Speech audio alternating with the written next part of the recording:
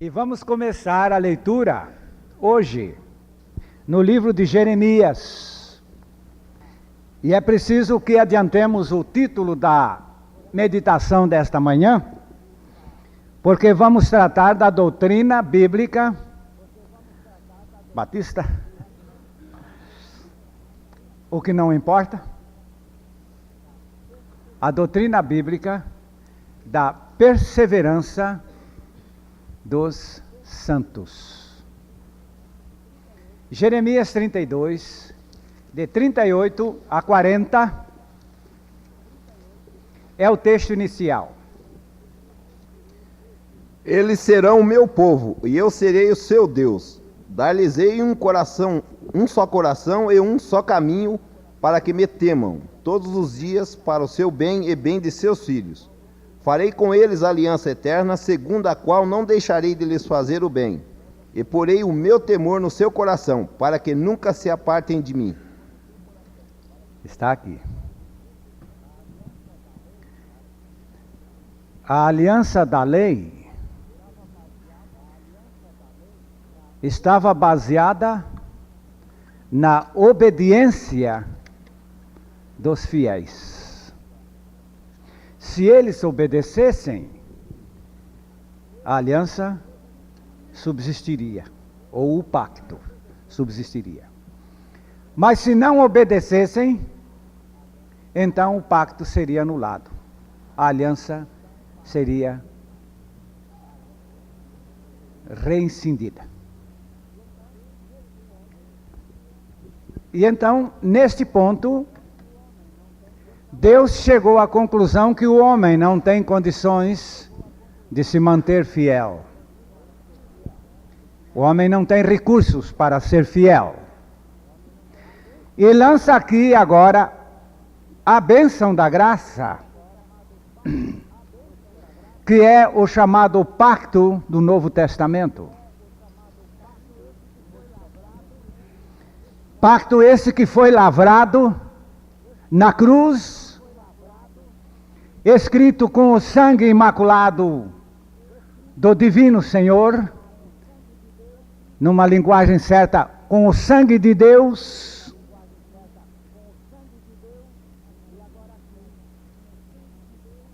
E agora aqui, nós temos o chamado Pacto da Graça,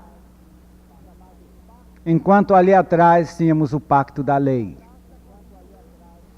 E o Pacto da Graça consiste, nesse verso 38, em primeiro lugar, que Deus criaria para si um povo seu. Tito 2,14. Primeiro, vocês vão ser meus.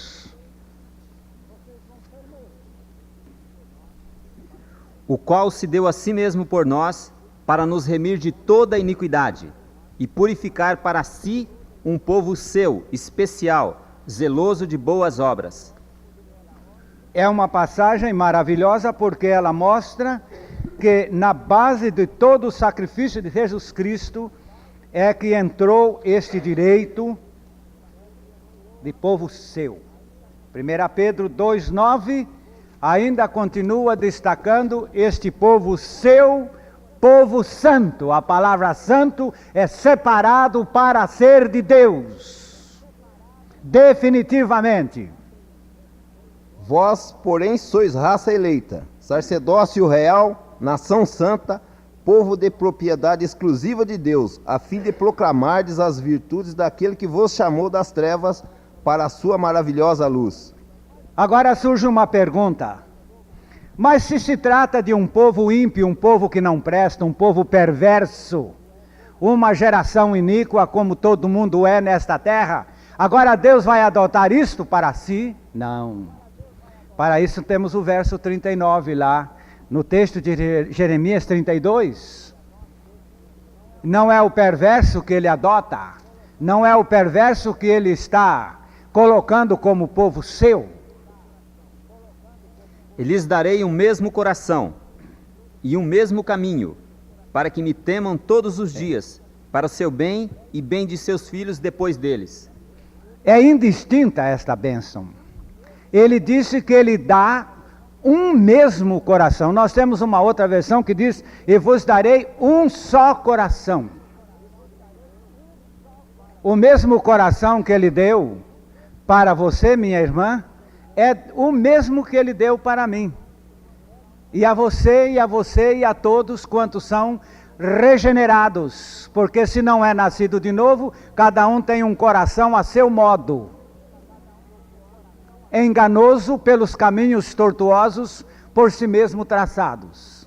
Mas esse coração que Deus dá é um para todos.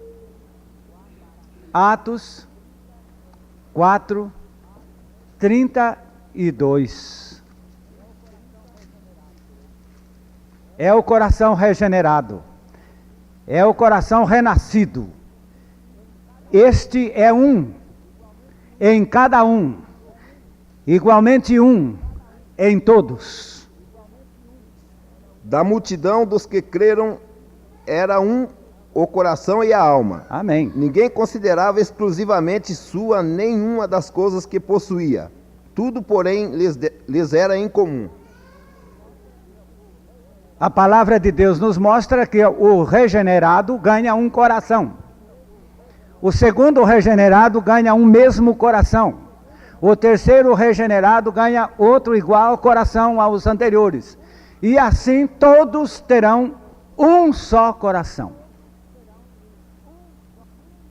Para mim, uma das características sobre esta questão do coração são estas pessoas que não têm os mesmos pensamentos, não se conformam, não concordam. Estou me lembrando de um diácono que fazia tanta celeuma na vida da igreja, atrapalhava tanto, porque em todos os pontos que o pastor levantasse uma orientação, esse diácono levantava lá: eu não concordo. E dali a pouco era problema criado. Dali a pouco um irmão ou outro levantava um ponto de vista: eu não concordo. Aí um dia esse homem estava perturbando tanto que o pastor disse na assembleia: irmãos, vamos pedir a Deus para levar esse diácono logo para o céu. Ele levantou lá e disse: eu não concordo. Nem de ir para o céu. Não tem um coração igual. E agora aqui no versículo 39 você vai notar o que estamos analisando. Não é só a questão de um coração, mas sim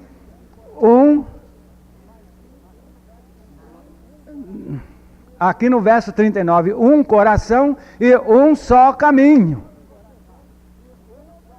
Para onde você vai? Eu vou para cima, pois eu vou também. E para onde vocês vão? Nós vamos para cima, pois todos nós vamos também. Porque este coração só pensa em ir para cima.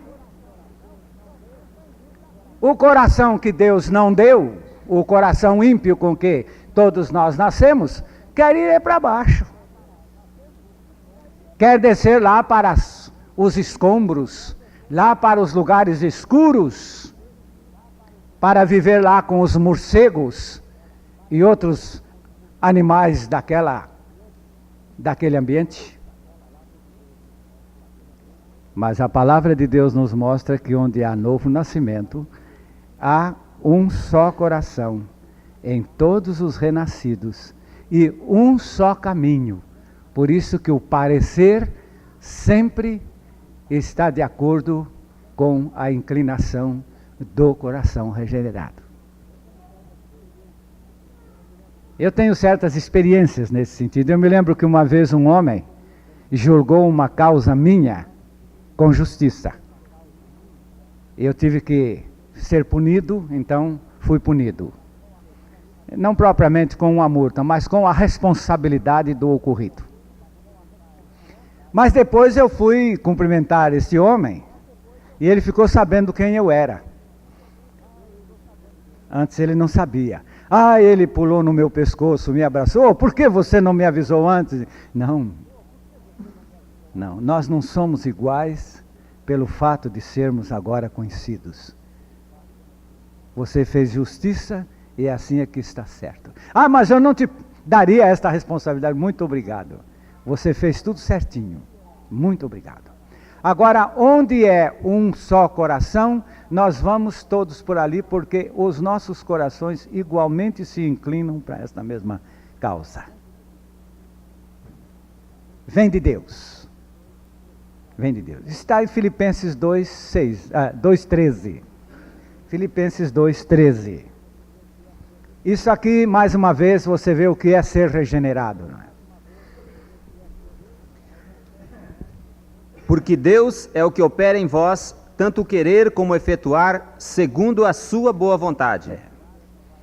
Eu tenho certeza, meu irmão, que Deus não vai operar em você um ponto de vista X, sabe?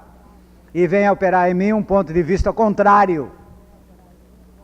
Porque o mesmo Deus que opera em você é o mesmo Deus que opera em mim, então deve existir unidade. E até para dizer a verdade, esta unidade dos santos é a grande diferença, ou seja, o ponto de destaque que nós temos com relação ao mundo. Capítulo 17 de João. Eu me recordo de um advogado que tinha sido criado na igreja e que nunca foi nada. Mas ele estava lá numa reunião e ele se levantou para dizer umas palavras à igreja. Ele disse: aqui, entre este povo santo de Deus, onde impera uma verdade que vos faz um povo só. É diferente daquele mundo, cheio de hipocrisia, cheio de falsidades, cheio de enganos, cheio de diversidades, porque aqui vocês são um povo só, até para chorar. Eu estou notando, nós estávamos chorando naquele dia, despedindo uma família muito querida do seio da igreja. E então ele disse: eu vejo até nas vossas lágrimas a unidade de um povo. E aqui a palavra de Deus está dizendo no versículo 21, João 17, 21. A fim de que todos sejam um, e como és tu, ó Pai, em mim, e eu em ti, também sejam ele em nós, para que o mundo creia que tu me enviaste. Amém. Engraçado, nós estamos pensando em cantar bonito para o mundo crer que Jesus Cristo veio. No entanto, o plano de Deus não é este. O plano de Deus é mostrar um povo, a unidade de um povo, porque isto vai levar o mundo a crer que Jesus Cristo veio. Mas o nosso assunto não é esta unidade. Agora, olhando para o texto de Jeremias 32:40, ele diz: farei com eles um pacto eterno, de não me desviar de fazer-lhes o bem. Porei o meu temor no seu coração, para que, vamos falar juntos, nunca se apartem de mim. Este pacto, viram? Da graça, é para que nunca se apartem de mim. Agora, a doutrina bíblica da perseverança dos santos está muito bem exposta nos artigos de fé das igrejas batistas. Está muito bem exposta. Cremos que os que são verdadeiramente crentes perseveram até o fim.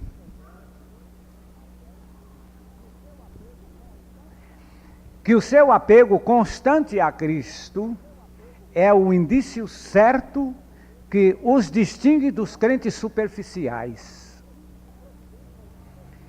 E que uma providência especial vela sobre o seu bem-estar.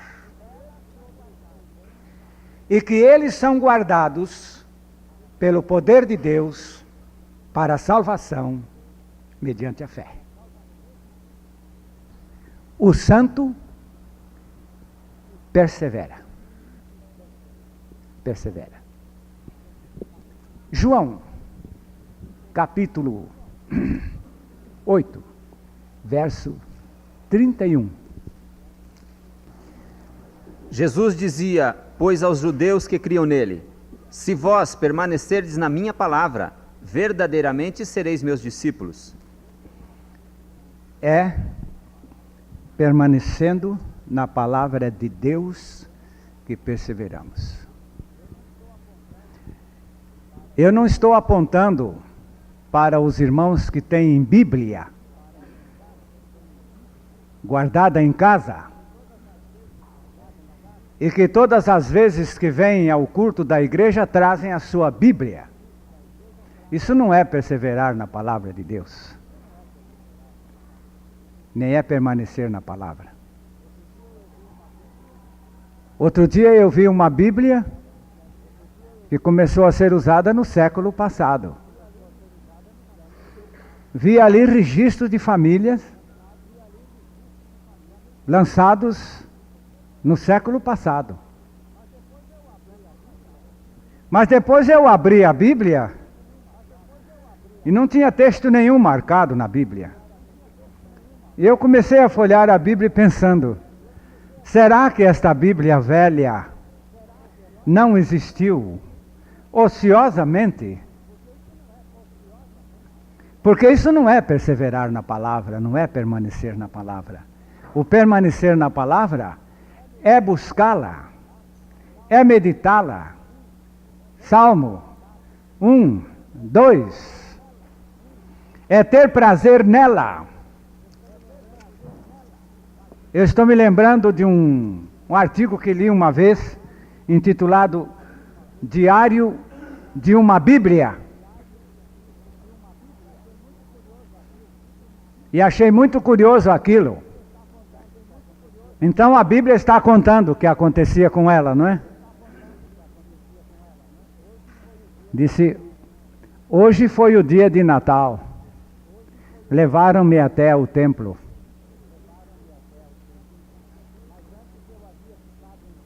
Mas antes eu havia ficado em casa desde a Páscoa anterior.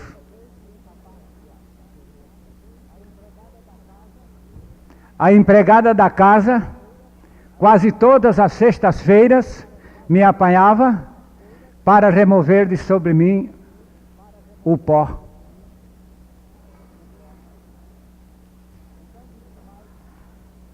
Então disse mais, há 3 anos passados, chegou em casa a vovó, e ela me abriu, e leu um salmo, e deixou cair 2 lágrimas sobre as minhas páginas. Mas no mais, tem sido um livro esquecido aqui no meio da minha família, desta família.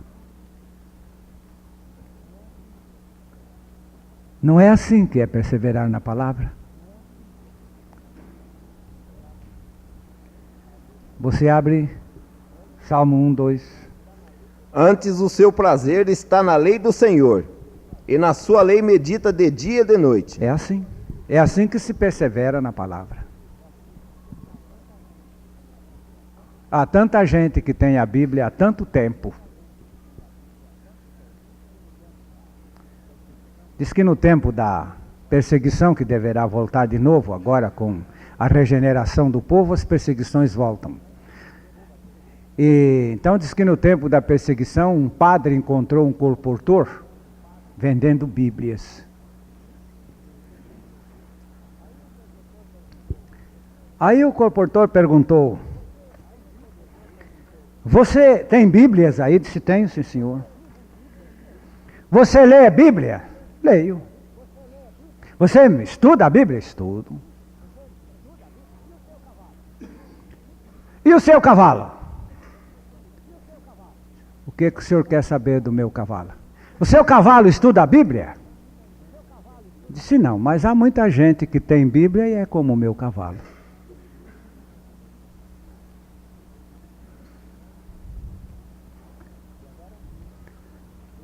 E agora aqui, medita na lei do Senhor, de dia e de noite.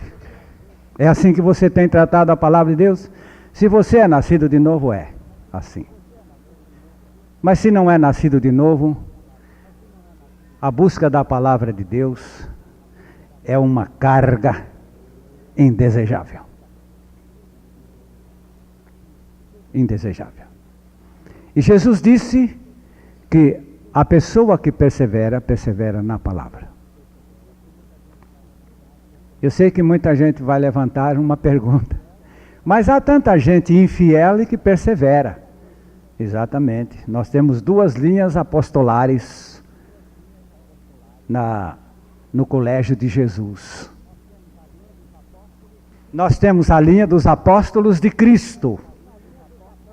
E nós temos a linha dos apóstolos de Judas. Os sucessores de Judas Iscariotes. Era apóstolo e que vivia entre os apóstolos e cujo progresso foi cada vez mais para baixo. O primeiro dia que ele começou a seguir Jesus, ele não tinha a evolução que ele teve 3 anos e meio depois, quando vendeu o Senhor Jesus Cristo por 30 moedas de prata. De modo que há progresso na maldade. E há muita gente que persevera na igreja, de problema em problema, de dificuldade em dificuldade. É o seu divertimento. É a sua nutrição. Mas não está prosperando como santo. Pelo contrário, está prosperando como ímpio.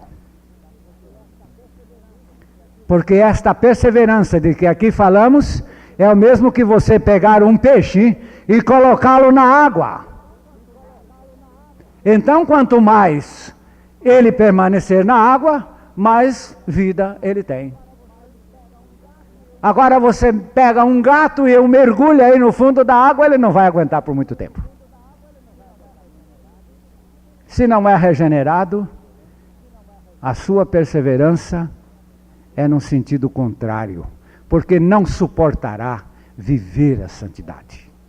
Aliás, a doutrina da perseverança é uma pedra de toque no povo. Agora aqui, quando vimos que a perseverança é este apego constante a Cristo, nós vamos observar em 1 João 2, 27 e 28, que a unção do Espírito Santo é dada a uma nova criatura para que ela tenha condições de perseverar. E a unção que vós recebestes dele fica em vós, e não tendes necessidade que alguém vos ensine. Mas como a sua unção vos ensina todas as coisas, e é verdadeira e não é mentira, como ela vos ensinou, assim nele permanecereis. Graças a Deus. E agora, filhinhos, permanecei nele, para que quando ele se manifestar, tenhamos confiança e não sejamos confundidos por ele na sua vinda. Graças a Deus. Esta perseverança é obra da unção do Espírito que vem nos sustentar, não apenas firmes. Cuidado com a expressão, porque a vida cristã não é apenas firmeza estática. A vida cristã é firmeza e progresso. É como um homem que se firmou na inclinação de fazer um curso. Então ele não tem que se afixar lá no banco, mas ele tem que evoluir na matéria.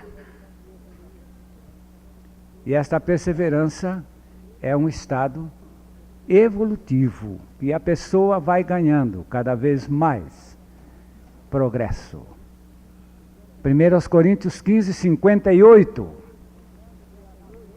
mostrando que a natureza da vida cristã é progressiva.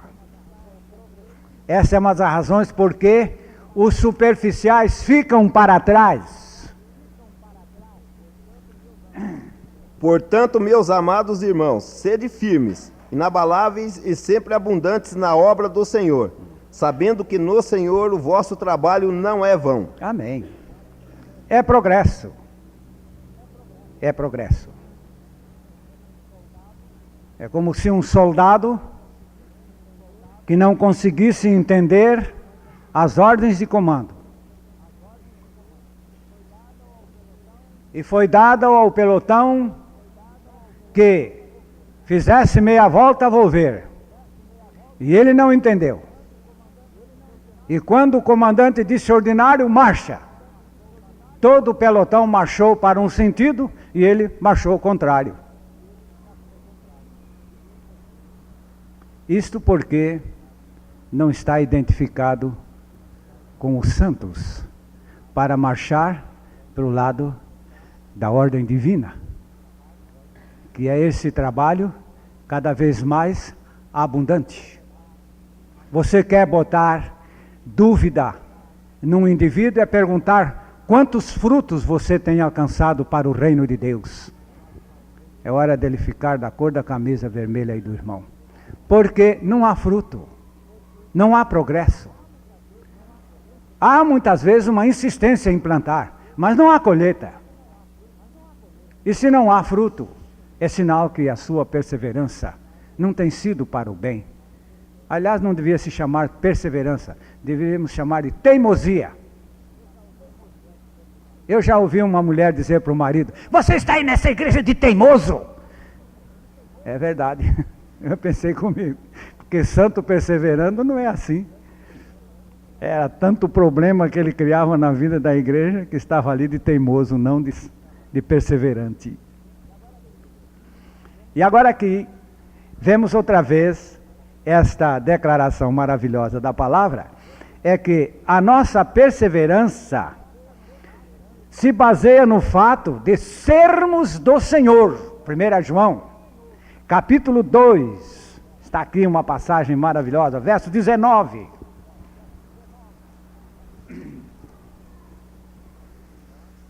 Saíram de nós, mas não eram de nós. Amém. Porque se fossem de nós, ficariam conosco. Mas isto é para que se manifestasse que não são todos de nós. Saíram de nós porque era prosélito. Eram prosélitos. E estes prosélitos não têm fôlego para viver e para correr a nossa jornada. Não têm condições para correrem a nossa jornada. E neste ponto, então, você pode levantar esta indagação. Como está sendo a minha vida? Eu tenho prosperado? Eu tenho levado almas para o reino de Deus? Pois eu estou arriscado, então, a duvidar de mim mesmo. Mas você agora pode olhar para esse ponto. É que o salvo, o santo, persevera. E a sua perseverança é progressiva. Nenhuma pessoa persevera plantando batatas, sabendo que cada vez que ele vai colher as batatas plantadas, ele colhe pedras, pedregulhos, daquele pedregulho grandão assim, não é? Mas isso não é colheita do que eu queria plantar. Então vai plantar outra vez, colhe outra vez pedregulhos, talvez maiores desta vez, não é? Mas então esta safra não é a que eu preciso para prosperar. Eu tenho que alcançar o fruto para a glória de Deus, que são almas regeneradas, almas salvas. É a vida de quem é santo e persevera. Agora eu já quero abordar a experiência do irmão Cido.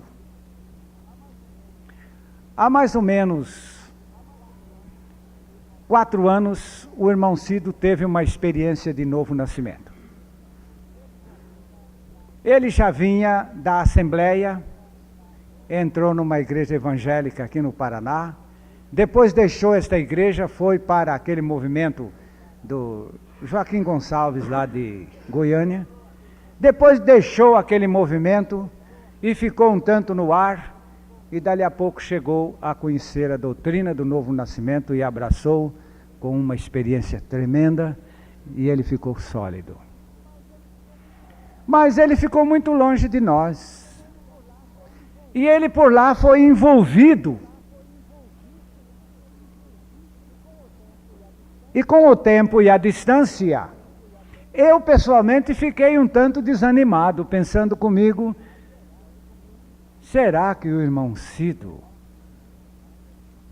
vai perseverar? Será que o irmão Cido vai perseverar? Estará perseverando? 1 ano e meio depois eu o encontrei numa reunião, mandei chamá-lo e chegou lá e ele se mostrou sólido e próspero, firme, animado. Disse: não, pastor, pelo contrário, tudo em mim tem crescido. E eu olhei e pensei, com assistência de quem? Dos inimigos. Mas todas estas coisas contribuem para a edificação de um verdadeiro regenerado.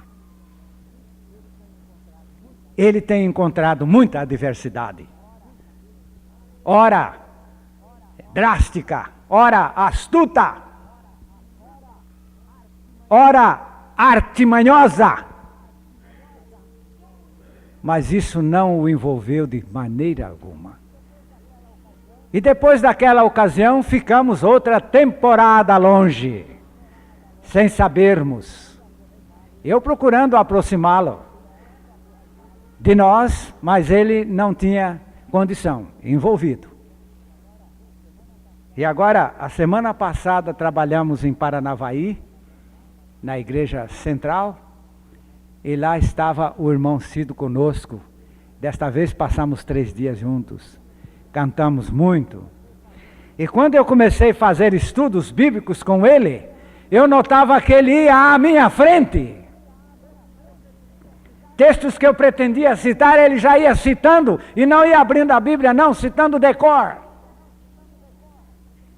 Digo, é claro que tem que perseverar. Não foi a primeira passagem que nós lemos aqui? Se vós permanecerdes na minha palavra. Mas ele estava tão apto na palavra. Então alguém chegou para ele: por que você não faz o seminário? Ele disse: porque eu não tenho tempo. Como é que você não tem tempo? Eu preciso estudar a palavra de Deus. Ele disse: não troco o que a palavra de Deus tem me dado por todos os cursos teológicos do mundo. Digo, graças a Deus. Não estamos menosprezando os seminários, mas estamos achando que os seminários precisam voltar para a palavra de Deus. E agora, Romanos, capítulo 8, verso 28, mostrando mais uma vez que qualquer espécie de vivência é uma contribuição para o bem de uma nova criatura, de um santo. Qualquer espécie. Sabemos que todas as coisas cooperam para o bem daqueles que amam a Deus, daqueles que são chamados segundo o seu propósito. Amém. Amém. Tudo está bem? Está tendo bom lucro? Está prosperando materialmente? Bem, esta é a promessa que Deus tem dado aos seus santos. Mas e agora? Está perdendo? Está tendo dificuldades? Está sendo perseguido? Está sendo humilhado? Pois bem, isso aí é um plano que Deus tem para fazer você perseverar. Está perdendo a sua saúde? Tudo isso está contribuindo para renovar a sua possibilidade de perseverar. Primeiro, nós vamos ver capítulo 14 de Atos, verso 22. Confirmando os ânimos dos discípulos, exortando-os a permanecer na fé, pois que por muitas tribulações nos importa entrar no reino de Deus. Que coisa maravilhosa vermos aqui que o que anima é exatamente a perseguição. Agora há pouco recebemos um telefonema de um amado irmão que está sendo muito perseguido. E ainda pensei no meu coração, isto vai consolidá-lo poderosamente. E se mais recrudesce a perseguição, mais possibilidade ele tem de subsistir com grande e poderosa resistência.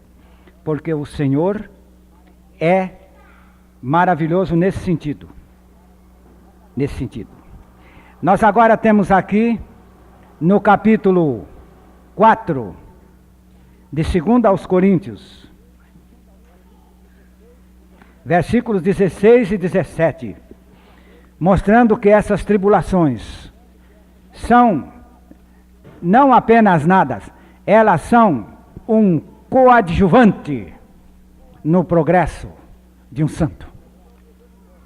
Por isso não desanimamos, Não. Pelo contrário, mesmo que o nosso homem exterior se corrompa, contudo o nosso homem interior se renova de dia em dia. Graças a Deus. Porque a nossa leve e momentânea tribulação produz para nós eterno peso de glória, acima de toda comparação. Tribulação que, em lugar de produzir desânimo, nos traz glória incomparável. Incomparável. Você leu antes que se a nossa casa exterior, que é o nosso homem físico, vai se apodrecendo. Nós dois, não é, irmão Jorge? Contudo, o nosso interior vai ainda crescendo. Crescendo. De vez em quando alguém diz que eu estou renovando por fora. Eu não fico entusiasmado com isso. Prefiro a renovação interior. E o que nos mostra aqui é que esta perseverança leva-nos a nos gloriar, até mesmo na velhice, no enfraquecimento. Quando uma pessoa olha para o espelho e vê aí um sintoma de velhice, sente-se desarvorada. Mas uma nova criatura tem uma glória maravilhosa nesse sentido. Estou vendo que o meu homem exterior está perdendo a sua consistência, mas o interior está se renovando. É o caminho da perseverança. Hebreus, capítulo 13, o versículo 5. É assim, com confiança, ousemos dizer: o Senhor é o meu ajudador, e não temerei o que me possa fazer o homem. Aleluia. Se Ele é nosso ajudador, então tudo há de contribuir para nos ajudar, para nos edificar, para nos fazer prosperar. Eu recito este verso constantemente. O Senhor é o meu ajudador. Eu não temo o que me possa fazer o homem. Sejam vossos costumes sem avareza, contentando-vos com o que tendes, porque ele disse: não te deixarei, nem te desampararei. Amém. Esse é o 5, eu tinha lido o 6. O sentido desta perseverança está baseada não no esforço de uma nova criatura, mas no fato de que Ele prometeu nos sustentar até o fim. 1 Coríntios, capítulo 1, versículo 6. Os irmãos que já estão cansados, podem ficar animados que agora mesmo nós vamos terminar. Assim como o testemunho de Cristo tem sido confirmado em vós, E o 7. de maneira que não vos falte nenhum dom, aguardando vós a revelação de nosso Senhor Jesus Cristo. Pode ler o 8 também. O qual também vos confirmará até ao fim, para seres irrepreensíveis no dia de nosso Senhor Jesus Cristo. Toda a provisão, todos os dons, todos os recursos supridos para chegar nesse verso 8 dizendo que Ele é o que nos confirmará até o fim. Agora, meus amados, está aqui a doutrina calvinista que os batistas esposam aqui. Quem nos preserva é Ele. Quem nos faz prosperar é Ele. É tudo nele. Então temos confiança de que não há falha, porque estamos nele. E toda a garantia disso tudo é dele. É calvinismo. Agora o arminianismo não. Bem, você perseverará se você for fiel. Logo está baseado em quem? No homem. Você perseverará se você fizer por onde. Então essa perseverança está baseada no homem. Daí o admitir-se que uma pessoa pode ser salva e daqui a pouco será perdida, depois se salva de novo, depois se perde de novo e fica esse jogo para lá e para cá. Aliás, que dois calvinistas se encontraram e um deles disse o seguinte: eu tenho certeza de que a qualquer momento que morrer, eu estou seguro, porque a minha perseverança está dependendo dele. O outro então disse: não, eu tenho que vigiar, a ver se vou morrer numa hora em que eu estou fiel, porque se eu morrer infiel, eu estou perdido, mas se eu morrer fiel, eu estou salvo. E assim, uma salvação dependendo do indivíduo e não de Deus. Irmãos, esta heresia é comprometedora. E ela está em plena desarmonia com a doutrina da perseverança dos santos, à base do poder e da graça de Deus. Eu sempre digo, quando estou pregando nas igrejas arminianas, eu digo, bem, a diferença está nisto. É que você crê que se você for fiel, perseverará. E eu creio que aquele que é fiel é sustentado pelo Senhor.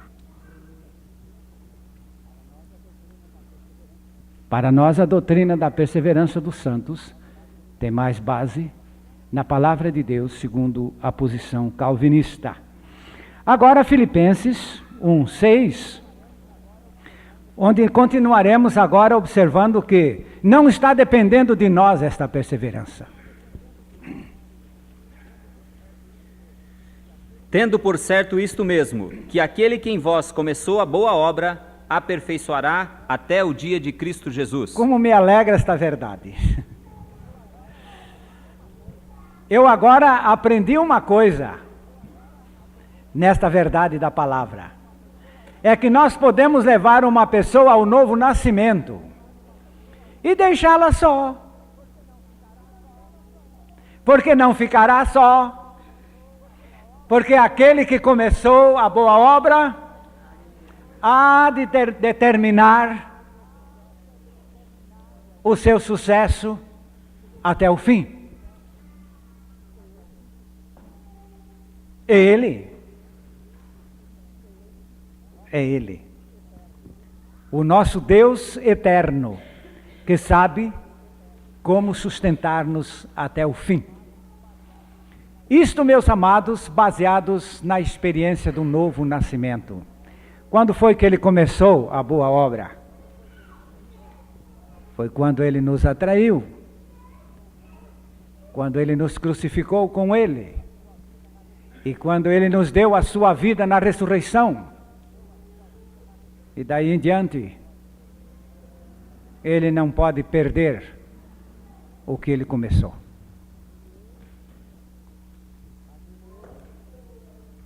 Agindo eu, não tem estorvo, não há quem impeça. E nós temos, ainda no capítulo 8 de Romanos, verso 29,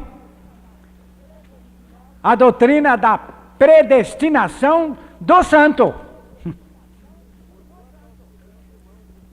Porquanto aos que de antemão conheceu, também os predestinou para serem conformes à imagem de seu Filho, a fim de que ele seja o primogênito entre muitos irmãos. Você não crê na predestinação? Está na Bíblia. A gente não discute a predestinação do ímpio, sabe? Porque todo ímpio está predestinado a ir para o inferno. Mas agora entra a predestinação quando uma pessoa nasce de novo. Este verso mostra que ele aqui nos predestinou a sermos conformes à imagem do Senhor Jesus. Predestinação. Nada poderá acontecer na vida de uma pessoa regenerada que não contribua para o seu crescimento, para a sua conformação com a imagem e semelhança do Senhor Jesus. Outro dia eu levei uma multa e eu quis me revoltar. Eu nunca levei multa. Aí o Senhor me encostou lá num cantinho da parede e disse: quando foi que eu permiti uma coisa para mal em você? Eu digo: nunca, Senhor.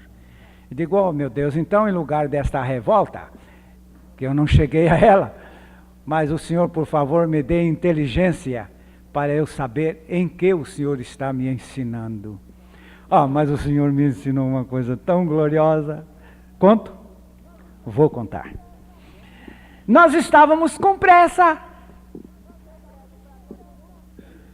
Eu prego para todo mundo que temos que receber a palavra de Deus com mansidão. Se você tem pressa, bota a pressa para lá e vai ficar com a palavra de Deus. Mas nós estávamos com pressa e aquele dia eu levei uma rasteira, deixei a palavra de Deus e saí correndo. E o Senhor preparou a lição para mim. Sabe como? Eu levei a multa. E 20 minutos depois, ali onde eu levei a multa, já podíamos passar que não tinha mais impedimento. Eu digo: agora então não tem mais multa. Eu disse: agora não tem mais. Aí eu me lembrei daqueles 20 minutos que nós poderíamos ter ficado lá estudando a palavra de Deus, não é? Depois passaríamos ali com o trânsito livre sem problema nenhum. Digo: mas o Senhor é sábio, muito sábio. Agora eu sei que o dia que a pressa chegar, eu disse: fica para lá, deixe-me ficar com a palavra do Senhor, porque é esta palavra, a preciosa palavra, que nós temos que dar atenção.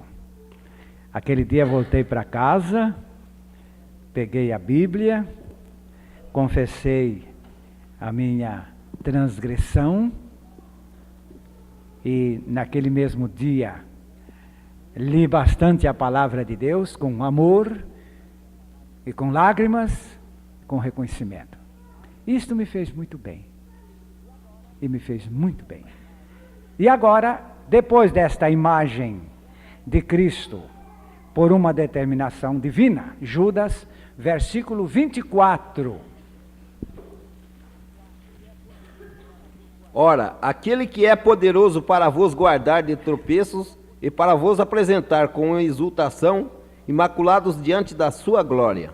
Graças a Deus. Ele é poderoso para nos guardar de tropeço. O sentido não é propriamente o tropeço, o sentido é cair. Cair. Ele é poderoso para nos guardar de tudo isto. A Ele toda a glória por causa desta proteção maravilhosa. Hebreus 1, 4. Vejam, irmãos, como tudo está dependendo dEle. Dele, exclusivamente dEle. Feito tanto mais excelente do que os anjos, mas herdou mais excelente nome do que eles. Eu errei, é 1,14. Não são, porventura, todos eles espíritos ministradores, enviados para servir a favor daqueles que hão de herdar a salvação? Amém. Ele coloca todos os seus anjos, sabem, em apoio a uma nova criatura para preservá-la até o fim. Não só ele com todo o seu poder, mas ele com todos os seus anjos, os seus exércitos celestiais. Eles existem a serviço de Deus. Mas aqui diz, a serviço de Deus, visando a nossa perseverança. Será que alguém vai poder vencer esse potencial? 1 João 4, verso 4.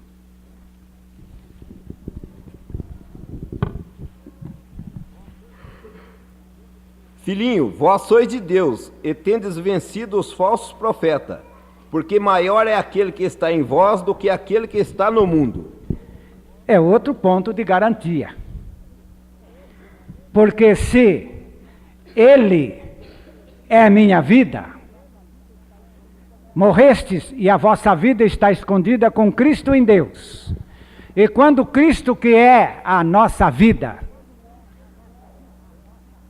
Ele é a nossa vida. Agora, este que está em nós é maior do que toda a oposição que possa surgir. Este aqui é o ponto em que confiamos que a nossa perseverança é predestinada. Os irmãos vão encontrar muita gente contra esta verdade.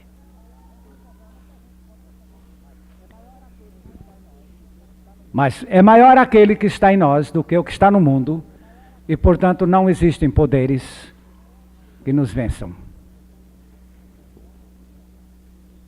Lá em 1 João 5,18 diz que nós somos intocáveis.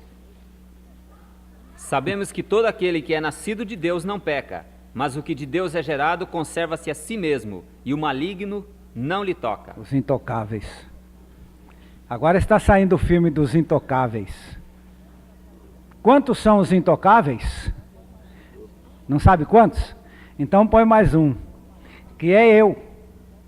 Também o maligno não me toca. E mais um aí? Alto, pode ler. Assim. 5, 23 e 24. 1 Tessalonicenses 5, 23 e 24. Está de acordo. O mesmo Deus da paz vos santifique em tudo, e o vosso espírito, alma e corpo sejam conservados íntegros, irrepreensíveis na vinda de nosso Senhor Jesus Cristo. Fiel é o que vos chama, o qual também o fará. Amém. Amém. E, finalmente, nós temos o texto de João, capítulo 10, os versículos 27 e 28.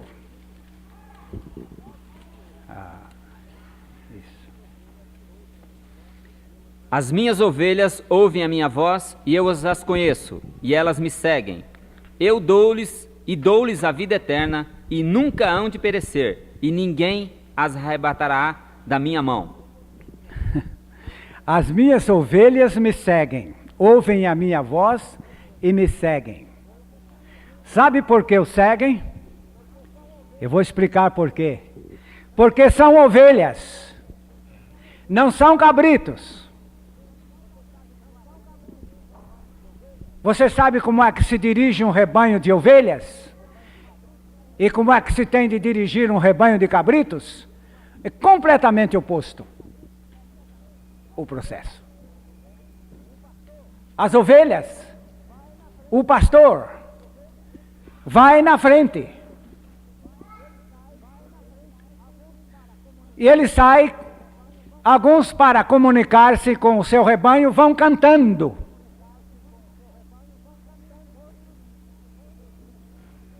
Outros vão conversando com as ovelhas, mas eles vão à frente e as ovelhas vão atrás. E nenhuma quer ficar para trás. Se alguma delas perde um tempinho ali para apanhar mais um punhado de capim, ela arranca aquilo logo e sai correndo atrás. As ovelhas ouvem a voz do pastor. Você vai fazer isso para carregar cabrito que você fica sem nenhum. Eles não vão atrás. Eles não gostam de pastor. Não é assim que acontece nas igrejas? Fica nenhum. As minhas ovelhas ouvem a minha voz. Tem mais um outro ponto aí na frente, dizendo: elas me conhecem. Elas me seguem.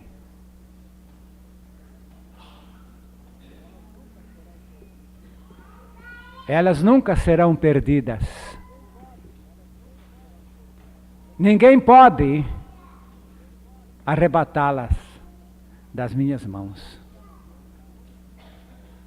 Como estamos seguros, meus amados irmãos, nesta graça que nos regenerou e que nos preserva. Como será amanhã? Amanhã será melhor do que hoje. E depois de amanhã, melhor ainda. Não estamos com medo do futuro. Mas e a inflação? Não vai tirar o nosso progresso. E a insegurança social? Não vai abalar a nossa firmeza e a nossa evolução.